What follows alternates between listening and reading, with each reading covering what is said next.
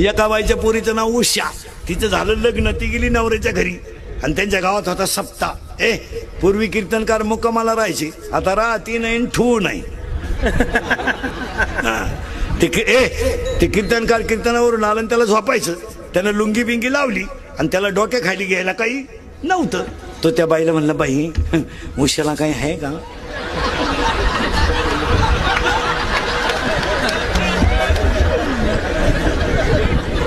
ती बाई रडायलाच लागली. याला वाटलं आपला का चुकीचा नंबर लागला का काय. तर म्हणलं, बाई उशाला खरंच काही नाही. ती म्हणली, महाराज 5 वर्ष उशाच्या लग्नाला झाले, अजून उशाला काय नाही. तो म्हणला, तू उशा पुलावरून फेक, मला डोक्या खालची लागत.